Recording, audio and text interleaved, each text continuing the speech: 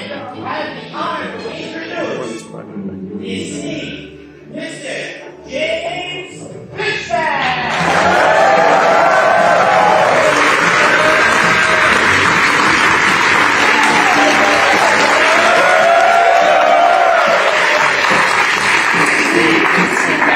Knock him dead. Knock him dead. Thank you very much. Thanks.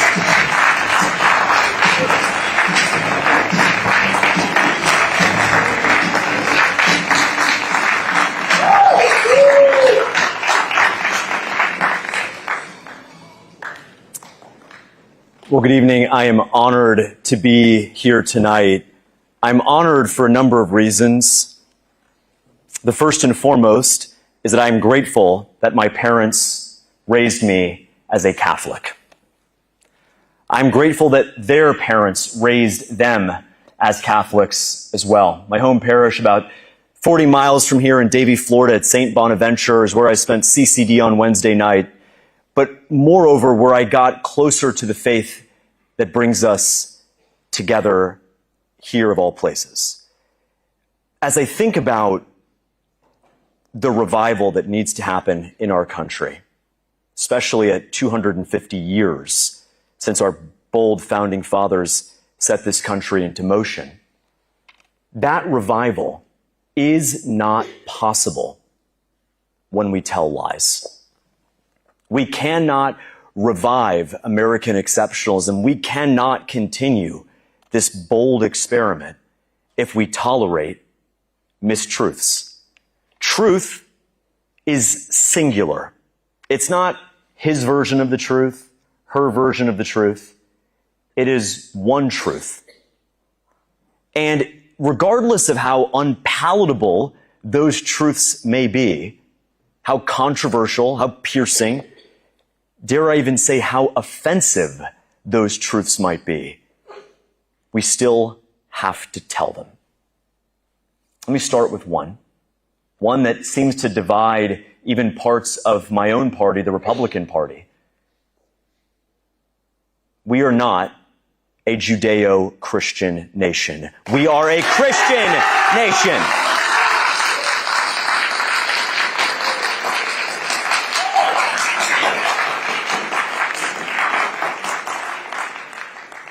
And two things can be true at the same exact time. The United States was built by Christian men on Christian values, and yet the contributions of Jewish Americans and Muslim Americans cannot be discounted. But I refuse to tell a lie because doing so otherwise would be politically incorrect. How is it that some, even in the White House today, can say that this nation was founded on Judeo-Christian values, which was not even a thing in 1776. The first time that term appeared was in the early 1920s. So I don't mean any offense to my Jewish brothers and sisters, but this is a Christian country.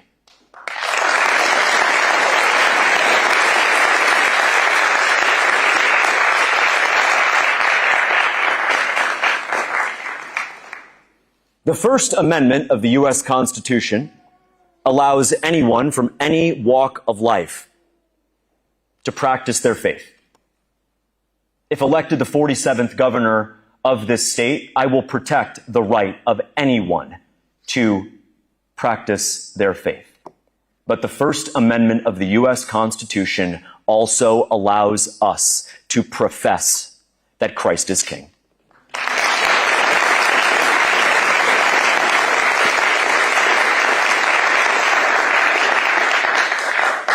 There cannot, there will not, there should not be a revival of American exceptionalism if we are unwilling, if we are hesitant, if we are loath to put our Lord and Savior front and center of our national politics. I am frequently asked, you believe in the separation of church and state. You believe that while you go to Mass on Sunday, that you accept the Holy Eucharist, that is separate from your obligations as governor.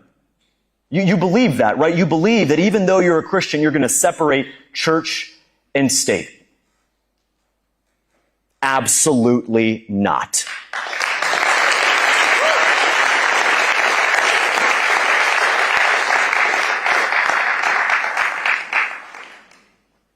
My life verse is Luke 6:46. Why do you call me Lord, Lord, and not do as I say? It is perhaps the Lord's best delineation between profession of faith and obedience to faith.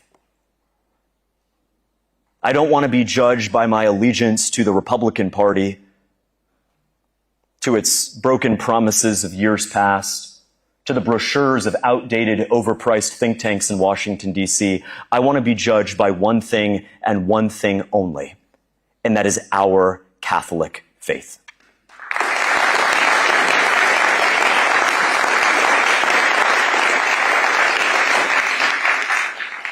Catholic social teaching reminds us that human dignity, that the sacred worth of every single life has to be front and center.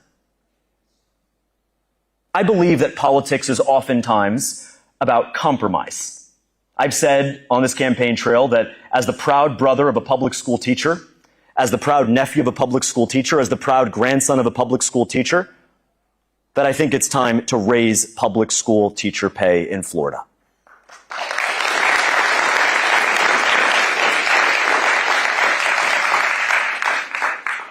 I also believe that the work that Governor DeSantis and the First Lady have done with universal school choice is indispensable because the money should not follow the teachers union or the abandoned school building. It should follow the young man or woman wherever they go. And that's what we will deliver on here in Florida.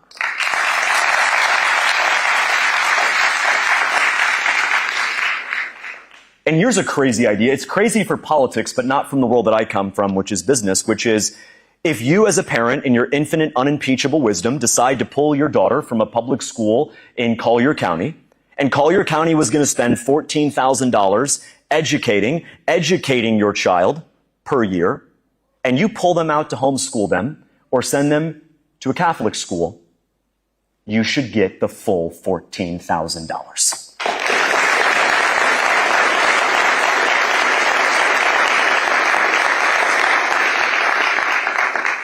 It's not universal school choice unless there is truly equality of school choice, where the same options, the same accessibility is afforded to public school as it is private school, as it is homeschool. Now, again, I'm in the business of compromise in politics. I think that teacher salaries should go up at least by 25%. But if I came back in a year and said, I didn't get what we achieved, we only got it up by 24.67, just as a random number, I would say that, and I hope you wouldn't be disappointed in me.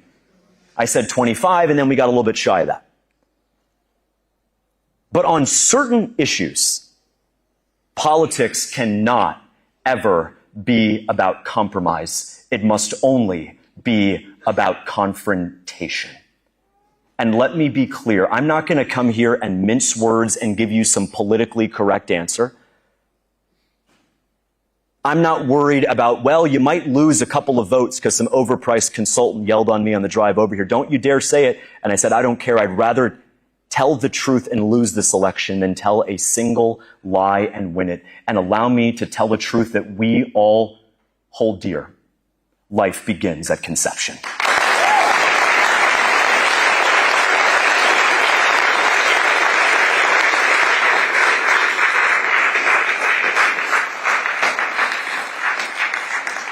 Well, what are you going to do about it? People will often say that. But again, why do you call me Lord, Lord, and not do as I say? Yes, life begins at conception. It's easy to say those words. The question on the hearts of every Christian will be, will you govern that way? Republican politicians are some of the squishiest kind. We have no reason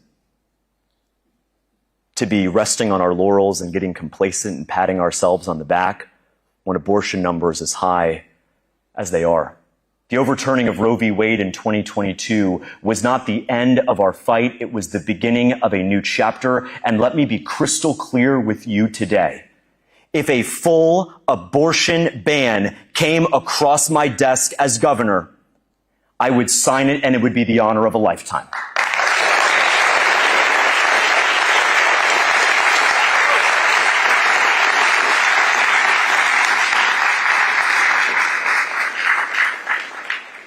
I can't live with the thought of a young mom here in Collier County going to Planned Parenthood and saying, I would keep the baby if I just had access to some diapers and baby food for the first couple of months, because I'm out of work right now. And the abortionist turns to her and says, no, ma'am, all we offer is murder. I would keep the baby if I could just get childcare for the first 6 or 8 weeks.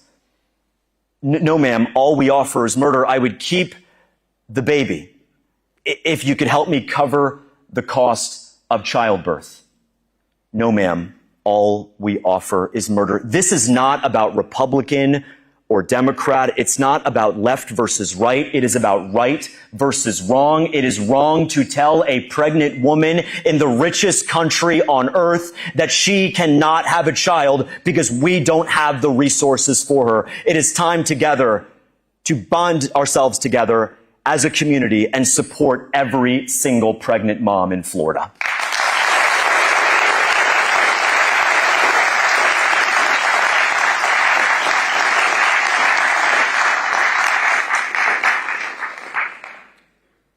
Oftentimes, we get lost in the politics of the abortion conversation. Do you want to codify Roe? What do you think of the second trimester? The truth is that for women in Florida, abortion is almost never a political decision. They're thinking about, can they afford to raise this child? They're thinking about being able to have access to childcare or maternity leave. They're not trying to make a political statement. And I have the crazy belief that if we offer women a choice, the choice of life, women will choose that every single time. We have to take our pro-life movement to the next level. I will partner with the great pregnancy resource centers, including those right here in Collier County, to build out a network that doesn't just shut down the 53 remaining abortion centers in Florida, but builds a crisis pregnancy center where they once stood.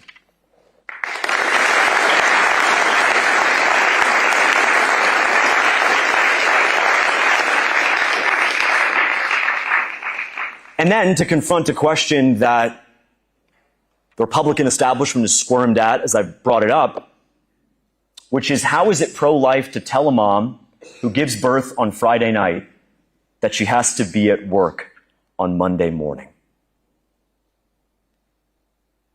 Politics, as my favorite economist Thomas Sowell says, politics is not about solutions, it is about trade-offs. Let's look at this trade-off together.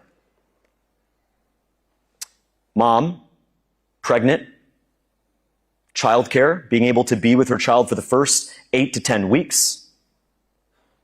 On the other hand, the business who is going to have to front some of the cost to pay for that paid maternity leave, their profit margins aren't going to be as high this quarter. Their earnings per share are going to be a little bit lower than expectations on the Bloomberg terminal.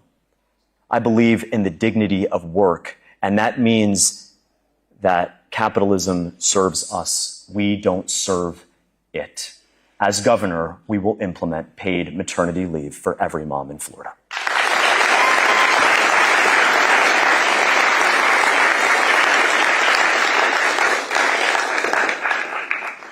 Once we do that, once we build on this foundation, I don't think it's often said that, well, how are you going to work with the legislature? How are you going to get this done?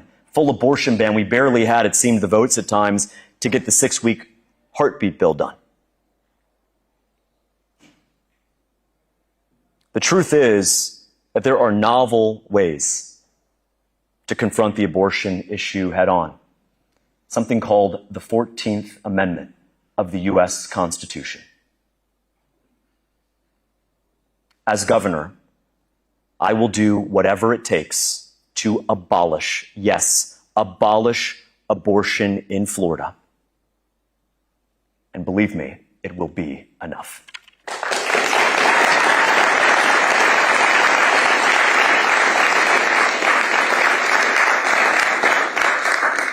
We may just make history together because let's not forget, Mississippi was told you can't do the 15-week thing because you're going to upset the Supreme Court precedent from Roe v. Wade in 1973. You can't do that. But it took one bold governor in Mississippi to stand up and to say enough is enough. It's either murder or it isn't. It's either a genocide against the next generation or it isn't. It's either a Holocaust, yes, a Holocaust against the preborn, or it isn't. I don't care if it happens at a Planned Parenthood or if it's a single mom living in a one-bedroom apartment taking mifepristone. We will end, abolish, and terminate abortion in the state of Florida.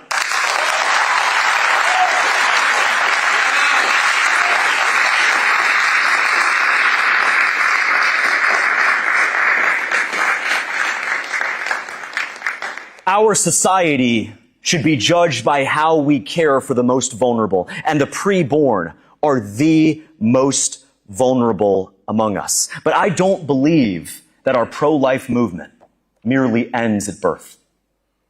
For the mom who gets laid off in Immokalee, working in the fields, who needs access to health care or needs to feed her kids while she gets back on her feet, we are going to be pro-life for her as well. For the prisoner who's sitting in a jail cell for a crime that he has long paid for, who needs access to a priest for confession, who wants to pray the rosary, who wants to attend Holy Mass, I will be pro-life for him as well. We will be pro-life for every single one of God's creations here in Florida.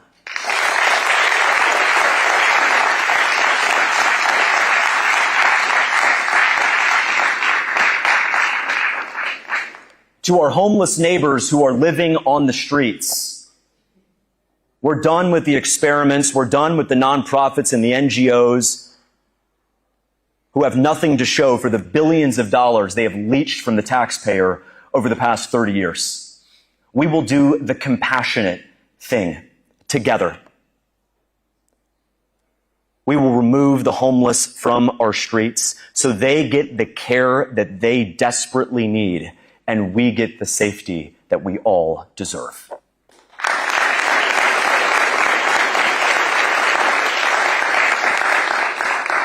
Well, but aren't you a Republican? Don't you believe in individual choice? Don't you believe in liberty? Don't think of it as a political question. Think of it as your own sibling, your own brother or sister living in the street. You walk by them, you barely recognize them. They're sleeping in their own urine. They have a fentanyl needle next to their right arm. And in that moment, they swear they're happy. They're the happiest they've ever been. Naloxone, the opioid reversal agent, has been administered on them 4 times in the last month, but they swear they're the happiest they've ever been. They don't want to leave, to say nothing about the tax revenue that they're causing local businesses to lose, about the spending that is required to keep them on the streets.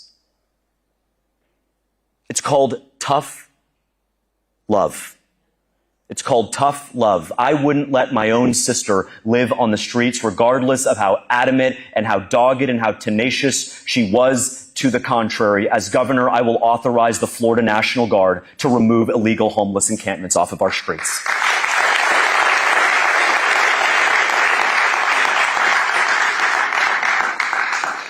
We will be judged by how we care for the most vulnerable and homeless. Our brothers and sisters trapped in addiction, in substance abuse, they need to be cared for as well. And our safety is part of this equation too. 3 days before Christmas this past year, a 75-year-old woman, Rita Lonrick, was stabbed to death in Palm Beach County inside of a Barnes & Noble by a homeless man suffering from psychosis. Rita should be here with us today.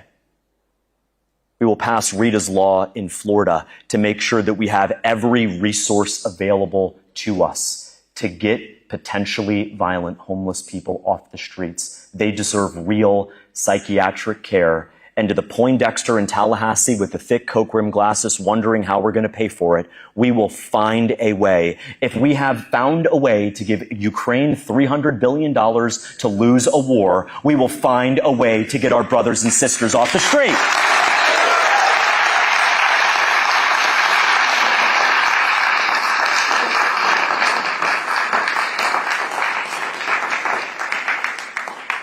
There is a debate in the Republican Party right now. Some call it MAGA versus America First. These are merely terms. What is the debate really about in the Republican Party?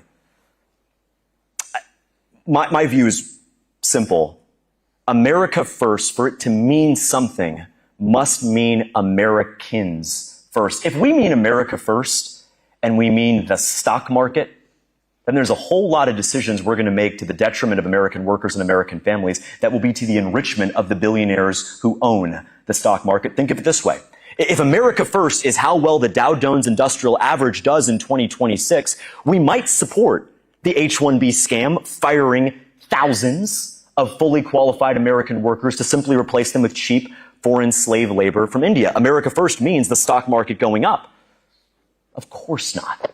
America First means the prosperity of American citizens. Every decision we make has to be advancing American citizens forward. That's going to be the lens that I'm going to use as governor. Any economic decision, investment, development, does this advance the interests of American citizens living in Collier County, Lee County, Broward County, Glades County, Hendry County? Does it or does it not?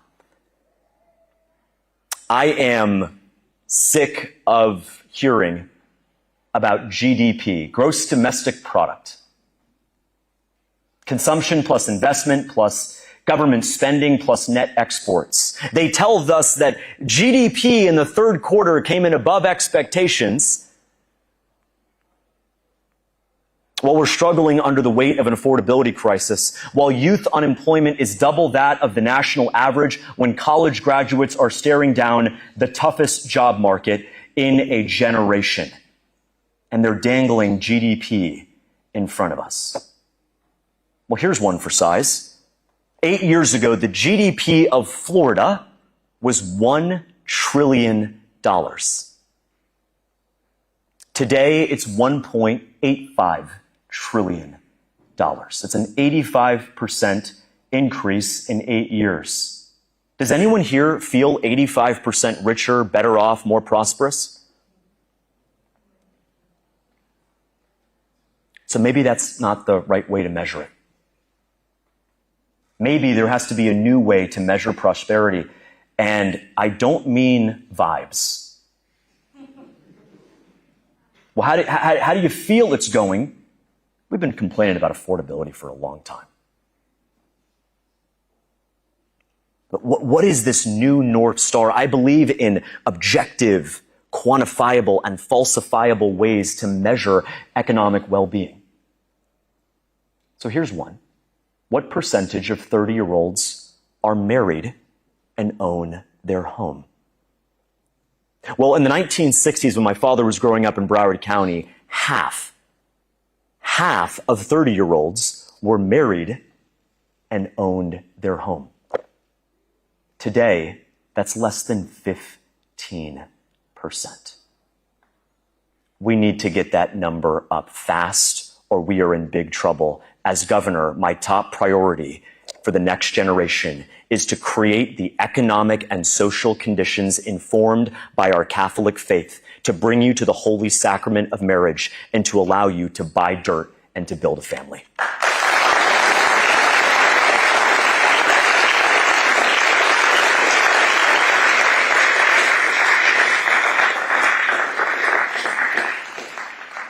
Now, let's just say, for argument's sake, you were $3,800 short on your down payment to buy your home right here in Ave Maria.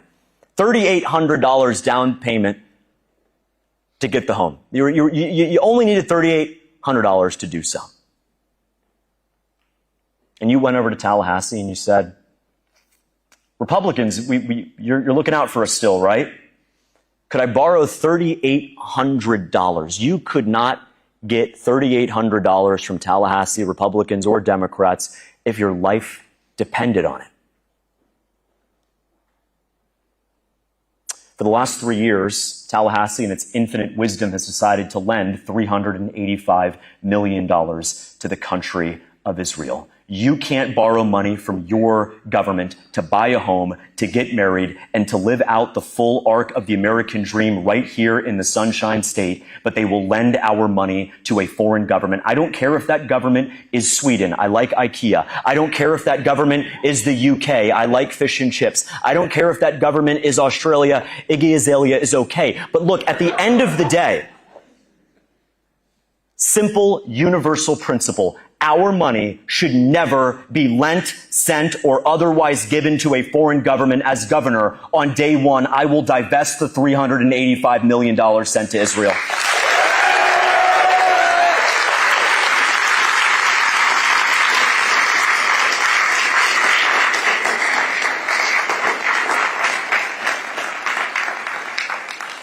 Shortly after making that statement, I got a call from the Scum Sentinel, and they called and they said, what was the thinking behind your anti-Semitic proposal?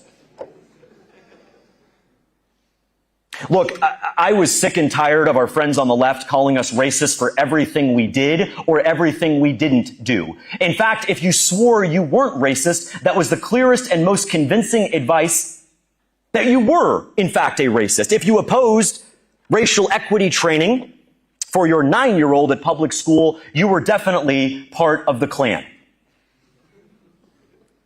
And so in the same way, conservatives, Christians stood to the left and said, no, we are not going to let you slander us with that racist epithet because we simply stand for equality as opposed to Marxist equity. In that same way, we must look to the very people in our own party who have slandered Christians, who have merely criticized the Israeli government and have opposed every single one of our tax dollars being sent to Benjamin Netanyahu's coffers. It is not anti-Semitic to love the United States of America and to be a Christian.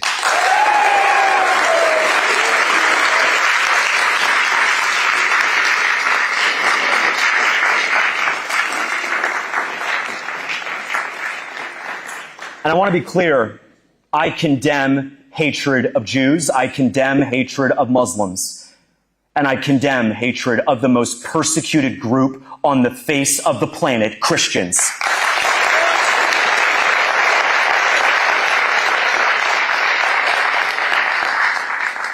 And so that $385 million, that's going to come back. And then separately and symbolically, we will launch a $385 million down payment assistance program. It's called Rise and Shine. If you and your husband, if you and your wife, one of the two of you are working full-time, haven't relied on government welfare or assistance in the past 2 years, and you are married, if you meet all of those check boxes, check, you're married. Check, one of you is working full-time. And check, you haven't taken from the government like so many do. Take from the productive to give to the unproductive. If you meet every single one of those checks, congratulations, you have a $10,000 check to buy your first home.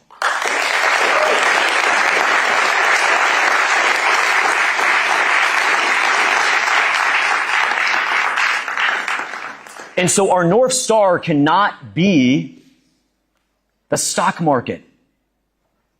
It cannot be the profits of the largest companies in our country. I want companies to do well. But there has to be an ethic that speaks to something more, an ethic that's taught in our Catholic social teaching, that the economy serves us, we don't serve it. The free market is a means to an end. And as governor, I will not worship GDP. The only thing I will worship is G-O-D.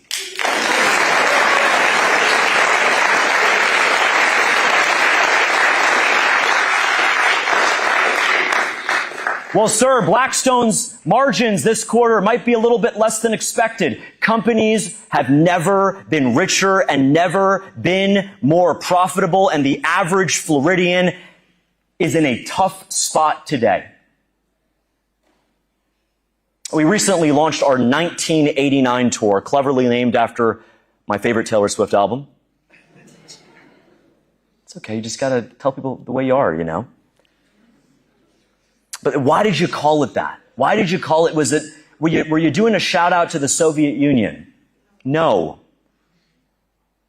We called it the 1989 tour because by every imaginable metric, life was better in America in 1989. It was easier to raise a family, to buy a home, to raise your kids on a single income, to not feel like a foreigner in the land that our ancestors conquered. We will get back to excellence by reviving the spirit of 1989 together.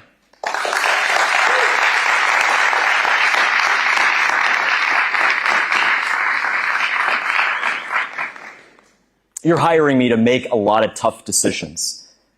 And I hope my framework that I've shared tonight will allow you to guess how I'll make those decisions.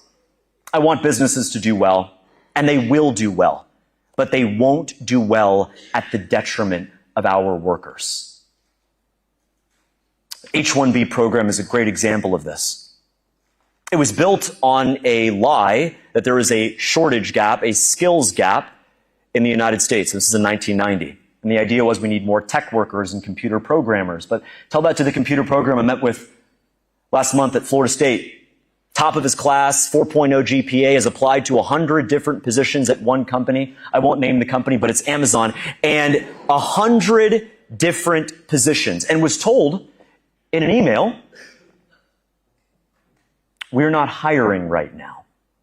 Well, that's interesting because Amazon just applied for 10,718 H-1B visas to bring cheap foreign labor over from India. To be a conservative means to put American workers first, and together we will do that.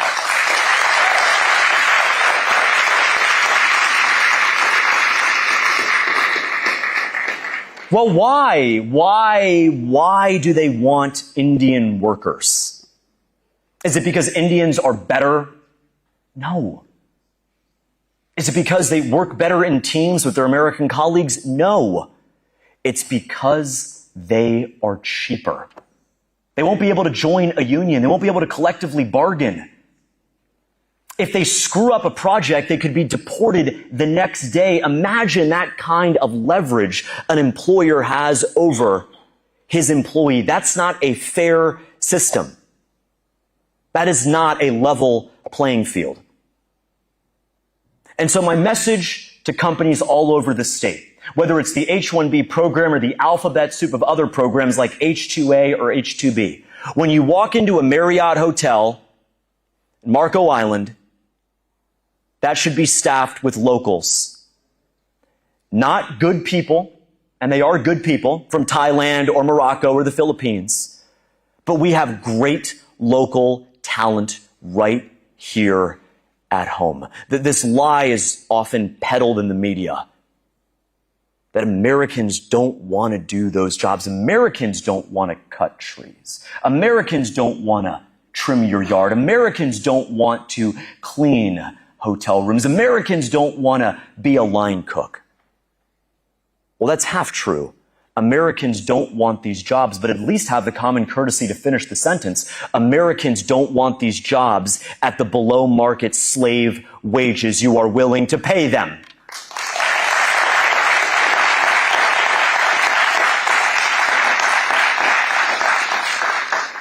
Our Catholic faith teaches us, it implores us to adhere to the idea that an honest day's work deserves an honest day's wage. Well, sir, that's against capitalism. That's against the free market. Look, if the free market were our North Star, if buying and selling anything, anytime So long as there were an equilibrium clearing price, if that were our North Star, there'd be a slave auctioning happening outside right now. But guess what? Some things are bigger than the free market. Together, our North Star must be a free people.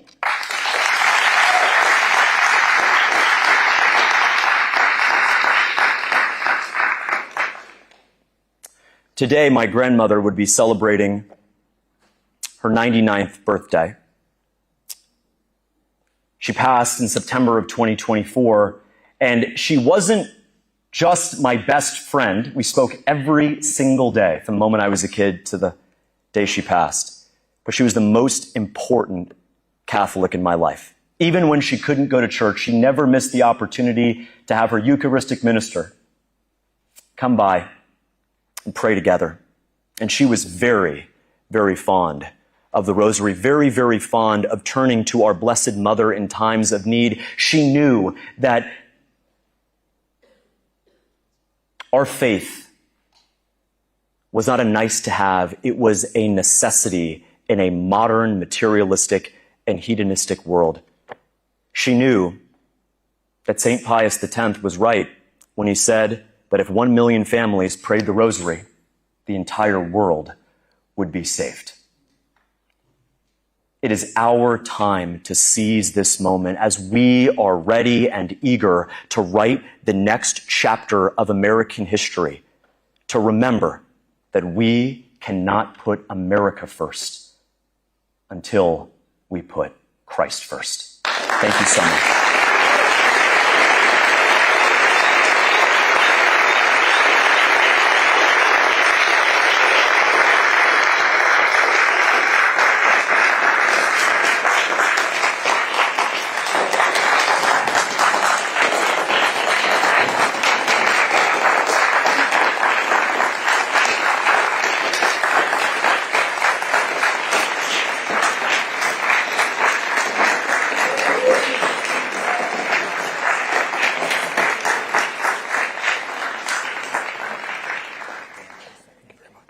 Thank you so much, Mr. Fishback. At this point in the evening, we're going to transition to a live Q&A. I'm sure you all heard these fantastic and very, very powerful words and might have a question or two to ask him. And so we're going to take maybe about 5 or 6 questions or so. But if you want, there'll be a microphone here right in the center, and you can line up right by. We'll do as many as you wish if time allows. Yeah, 5 or 6. And we will go from there. So at this point, you can make your way to do that. And just a brief note, try to limit to like 1 question per person. And we will, with that, fire away. Thank you. Thank you for the talk, Mr. Fisher. Last year we had Byron McDonald's here, and he was a strong supporter of IVF. And I know you mentioned that you'd be in favor of complete abortion. Yeah. Does that include IVF, which countless millions of embryos that children given money? Well, a long, thoughtful question like that deserves a long, thoughtful answer. Yes. We will ban IVF in Florida. It's not pro-life. And I was asked that question by a young woman who was conceived through IVF, and we sparred a little bit, but at the end of it, we prayed, and she's supporting our campaign because what IVF does is it commoditizes and turns that sacred act of conception into something that is merely a throwaway for most of them. And so if we truly believe that life begins at conception, we must protect every single life. And as governor, I will do that, and I will never compromise. I will only confront.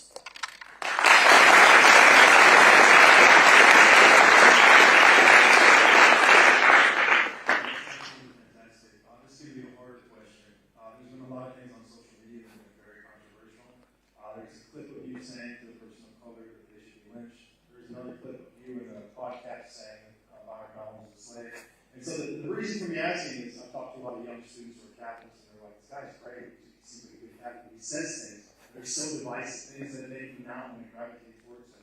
What would you say to those people who are on the line? They really want to be with you, but what you see, the things you say, they want to say, well, can't fight you. What would you say to them? Your homeless now? Well, I would tell them the same thing I told my mom, which she calls me every day and complains about it too. I think it's important for us to recognize that some things are bigger than words and rhetoric. It's about actions. And the way that our campaign is built, we are a campaign of every single one of God's creations in our state, welcoming them into our movement. No town is too big or too small. We're going to places that Republican politicians have never canvassed in, have never tried to meet voters in, because we believe that every human life is sacred. With respect to the slave comment, let me just say this. Black people weren't the only people enslaved in human history. It's rather rich coming from Congressman Donalds that he called it racist when his parents are from Jamaica and Panama. He actually has no direct ancestor who was enslaved here in the United States. Of course, I didn't call him a slave because he was black. I called him a slave because he's a slave to AIPAC and corporate interests. And if you'd like me to stop calling him that, he can give back the $67 million.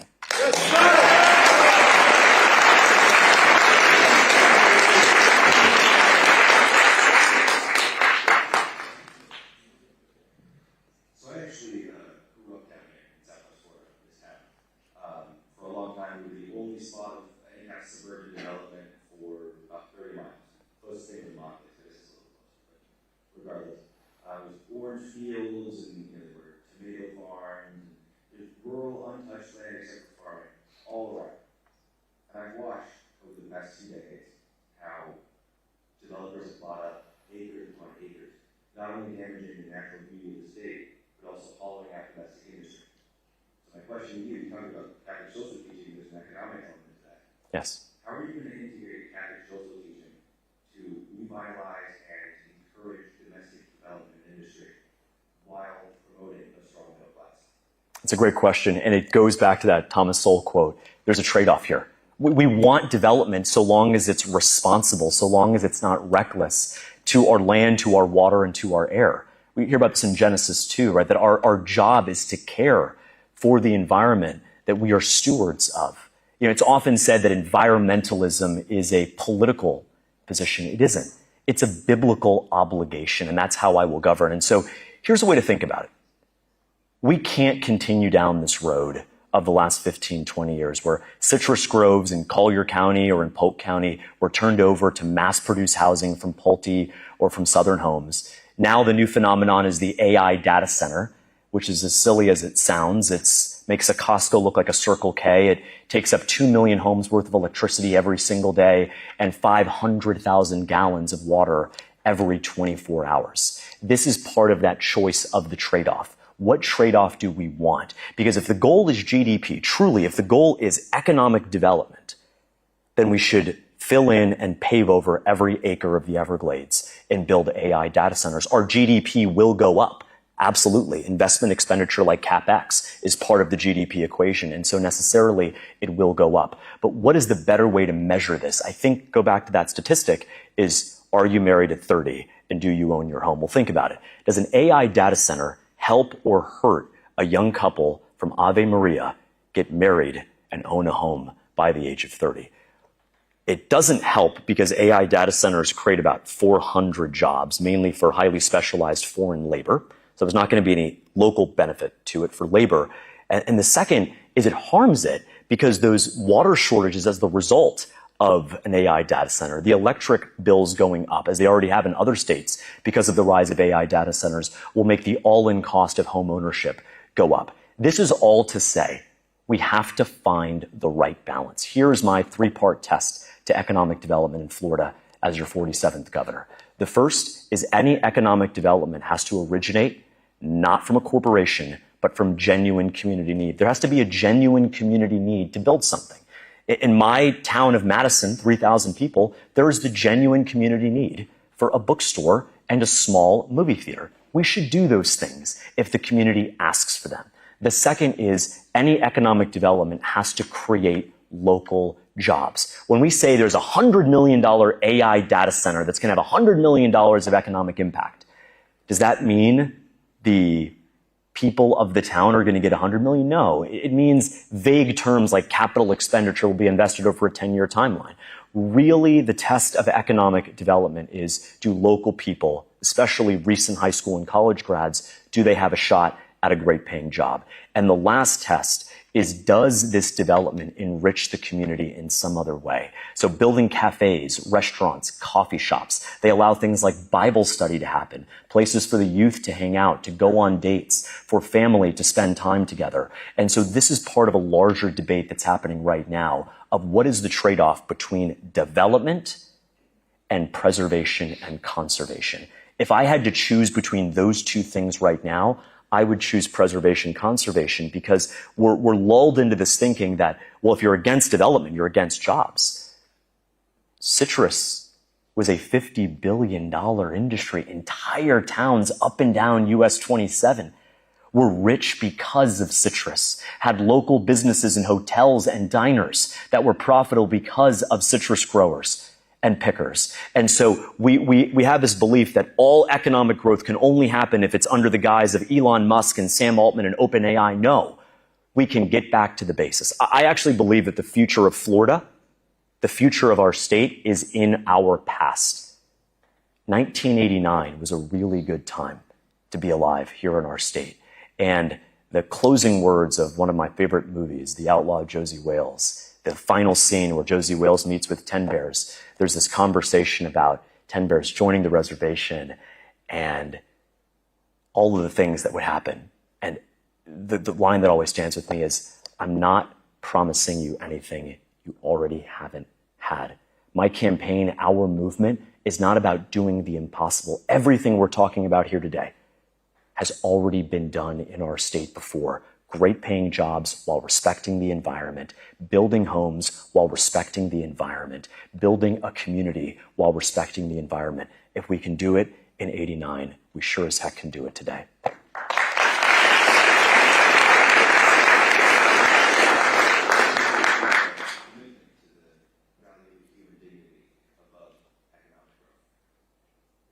Thank you.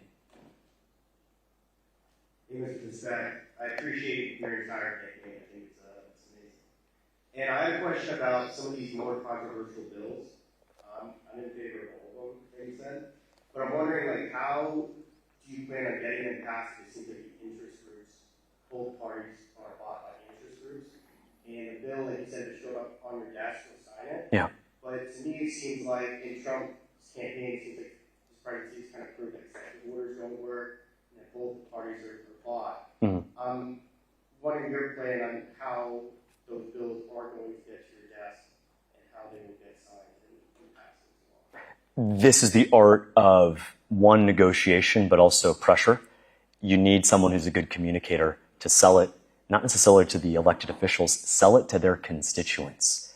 You'd be amazed at what 200 phone calls from constituents will do to a state rep or a state senator. So what you're going to see me doing in the first 100 days as governor is crisscrossing the state, making the case to constituents, Democrats and Republicans, rural and urban, making the case to them, and then letting them go blow up their DMs and their phone lines and say, you're out of office unless you pass this bold bill. That's part of it. Now, there are other things that are not going to necessarily be popular, like a full abortion ban, but that are absolutely necessary. And I don't want to give out too much detail, but we don't need the legislature to abolish abortion in Florida. And, well, sir, you're going to get sued in federal court. When won't they sue us?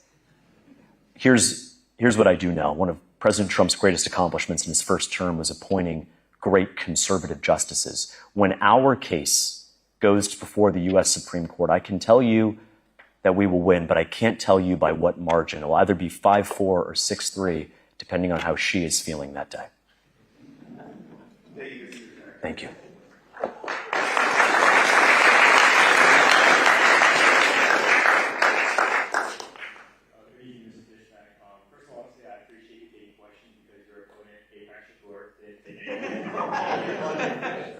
You know, people say you gotta be more professional. I didn't bring that up once.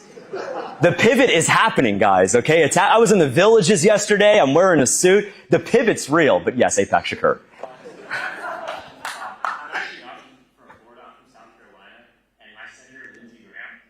Out and said that he is willing to send our young men to go die for Israel until the last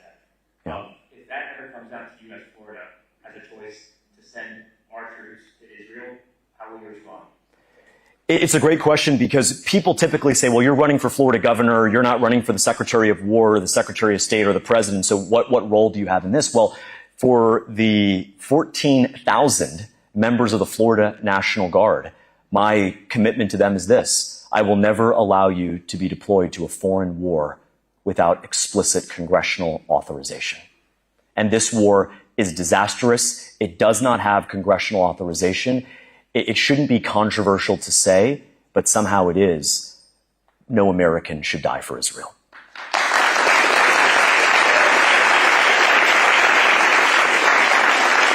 And look, I'm not one of those people whose the knee-jerk reaction is, well, we should never be involved in any war, because I think that's stupid, and that's how we get ourselves in long-term trouble. I supported what President Trump did in December with Nicolas Maduro. Nicolas Maduro had killed, yes, countless Venezuelans, but countless Americans as well. This is the guy who took advantage of Joe Biden's open border and opened the prison, welcomed thousands, tens of thousands of Tren de Aragua gang members who took over condominium complexes, trafficked cheap fentanyl into our communities, and poisoned our youth. And so, of course, I would welcome the opportunity to remove him from power and to bring him to justice in New York City. But that is very different from entering a war for which there was no direct imminent threat. Joe Kent resigned over the lack of imminent threat. If the number two at the DNI doesn't know what the direct imminent threat is, that's a problem. And then second, when Tulsi Gabbard, the director of national intelligence, was asked in congressional testimony last month, do you have intel that shows that Iran posed an imminent threat to the United States? And she refused to answer and said, that's the president's call. And with all due respect, no, it isn't. I think we all elected President Trump in large part because we said no to more pointless foreign wars. And as a Republican, my allegiance is to the country, not to the party. Hello,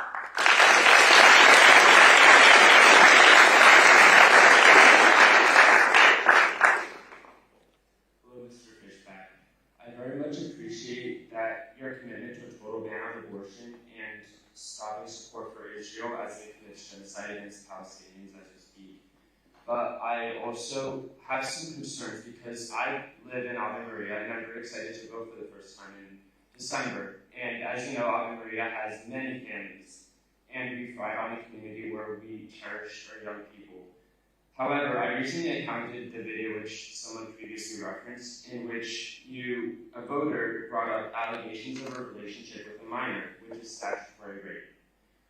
And there have been no arrests, as you pointed out then, but no one in the Epstein files has been arrested either. So why should Floridians trust someone as governor who escapes accountability and in fact calls for racial violence when confronted? It's a great question. I thank you for asking it in good faith. So let me just answer this once and for all. Sadly, as many men in this country know, anyone can bring false allegations against you. And I'm not asking you to trust me.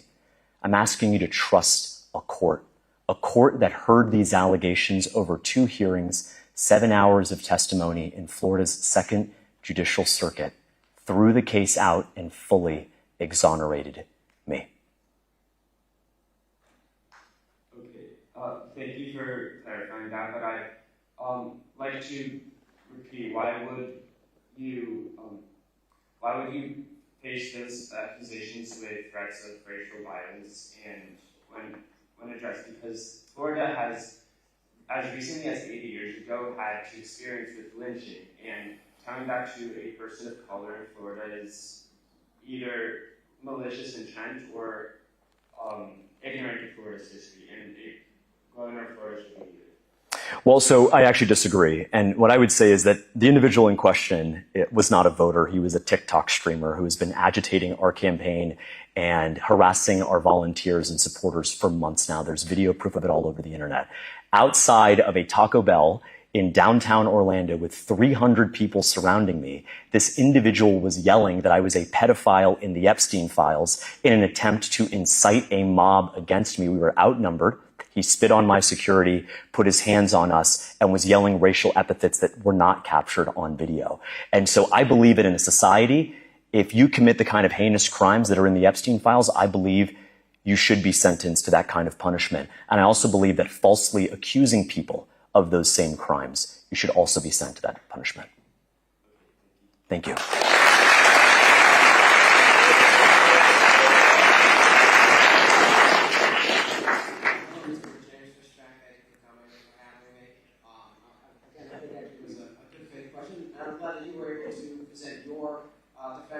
well. It's always a good opportunity. It's a good opportunity. And what I'll say is, I think far too often, people look at something and say, well, that went away because you paid a settlement agreement. When my lawyer called me and said this was happening, I said, absolutely not. I don't care if we will not settle for $1. Because when you make serious allegations like that, we have to go to court so we can be proven and shown to be exonerated. And that's very serious. It's a very, very serious allegation. And that's why I'm grateful that the court, after diligent review, did exonerate me. Absolutely. Well, I just want to say thank you for showing Christians and conservatives how to fight for themselves. I think that is an honorable position that we've forgotten how to do, so not backing down from the question, I think is awesome. But to my actual question, I'll keep this short. As a civically involved Christian and Catholic, if your campaign is in service to America first, what is the position and the role of normal Catholics, normal Christians, for that effort? That is a great question. I think it's a few things. I think, first and foremost, it is thinking about our faith not as separate, but as indispensable to our politics. Our Lord and Savior did not separate the political debates of the time from his sermons. In fact, his sermons were about, in many respects, political issues. And so I would tell my fellow Christians and fellow Catholics that this is not a time to be separating church and state. They are enmeshed in one, whether we like it or not.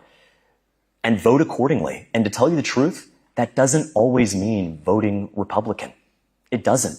We have Republicans who have told us they're pro-life, pro-life, pro-life, including my opponent, Congressman Donalds. He was asked at Florida Gulf Coast University last month whether he would sign the full abortion ban. And he said no. And so I think it's a really simple test. You can say you're pro-life, you can say all of these things, but when you're asked point blank, a yes or no question, will you stop the genocide of the preborn? And your answer is no, then that needs to be taken into account. So I would say, think of it less as the separation of those two, but they're together. Don't necessarily become a slave to the Republican Party. And I'm not saying go vote Democrat, but definitely be willing to abstain in elections when Republicans don't fully reflect our values. We need accountability. If someone's doing something bad, they need to be punished. And sometimes electoral defeat by merely abstaining is the right punishment to render a more judicious candidate who will truly reflect our Catholic faith.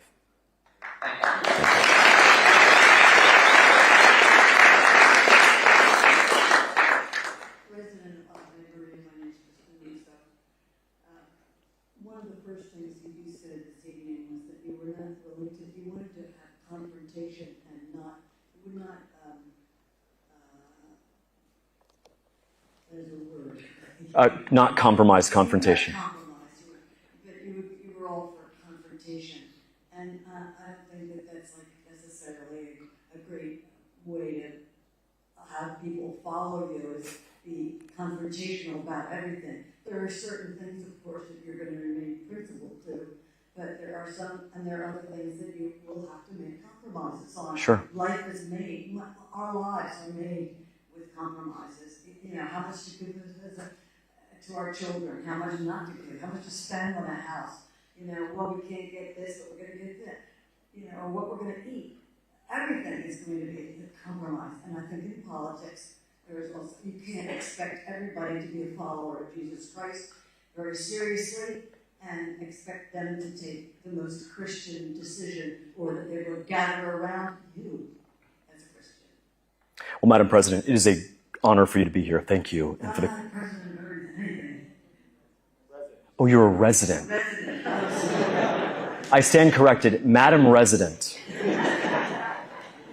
So I think it's a good question. And I prefaced it by saying, I am open, willing, and eager to compromise on most issues, right? So I said the teacher pay, it's not going to be 25, it'll be 24. We'll do universal school choice. It might not be the full 100% amount, but it might be 95%. So I think for most issues, we have to be willing to compromise.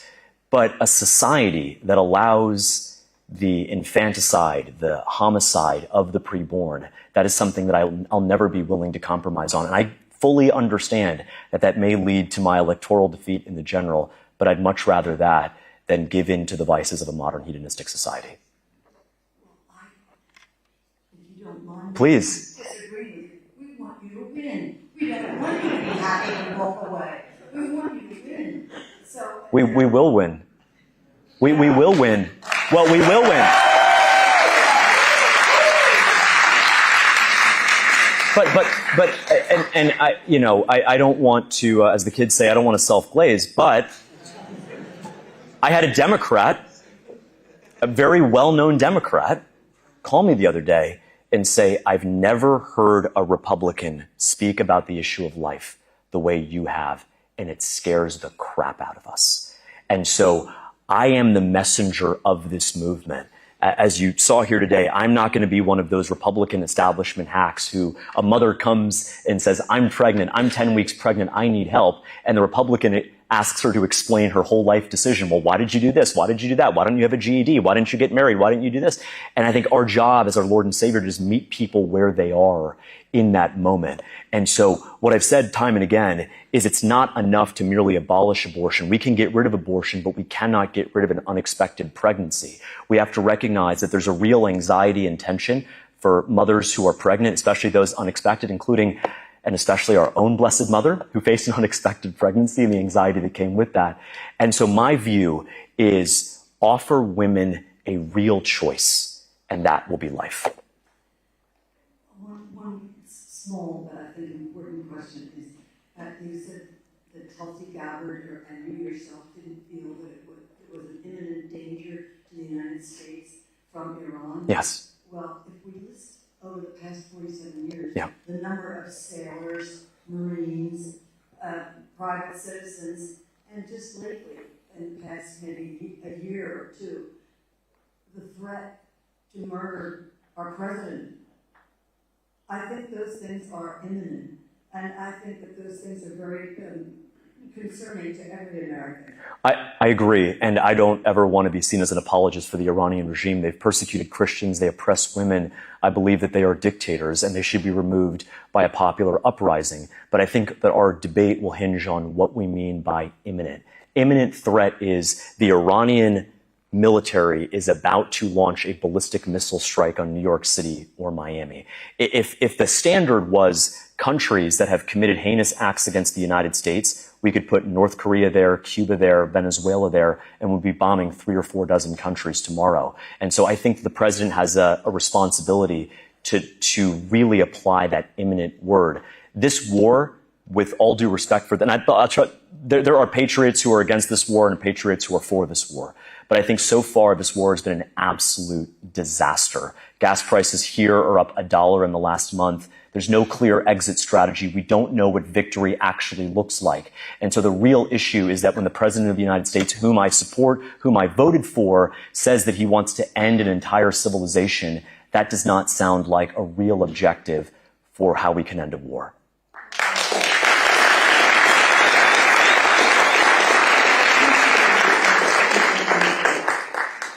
Thank you.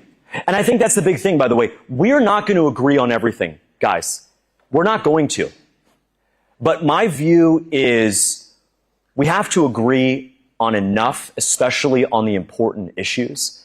And I believe there are, to use a term that has gotten a lot of heat these days, I believe there are good people on both sides. I believe that our movement is better when we have free speech and open debate. And one of the commitments that I'll have to you if you elect me as the 47th governor is that I will be the most accessible governor in the history of our state. You can't keep me in Tallahassee for long because I'll be crisscrossing the state, doing town halls just like these, meeting voters, taking questions, seeing what's happening on the ground. I don't think you can govern from a governor's mansion 800 miles from here. I think you have to do something bigger, and that's meet directly with voters. And I'm grateful for the opportunity to do that. No wonder they love you. Thank you. Thank you, Mr. Fishback, and thank you to all the students and folks who have come and viewed these fantastic questions. And once again, we offer from all of us here at Ave Maria a sincere thank you to Mr. Fishback for your time, your leadership, especially his willingness to engage so directly with our students. And you have shown us truly that fighting for what is right takes time, but it takes dedication and, most importantly, the commitment to never give up. So thank you for being very here. much. So with that, on behalf of the entire Ave Maria community, we'd like to present you with just a special token of our appreciation.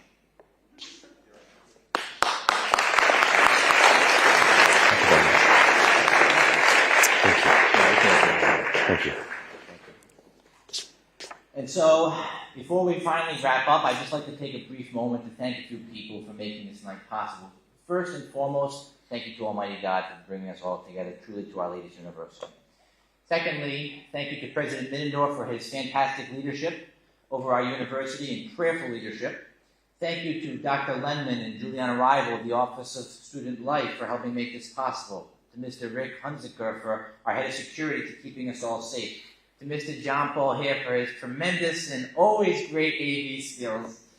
To Mr. Jim Barbell for making this event possible for us this evening. To Seth Parks. To all of our students, to Michael Pelkey, Tom Ciziano, John Indelicato, to all of our fabulous student volunteers who helped in tireless hours putting into this and helped in numerous ways. We thank you all.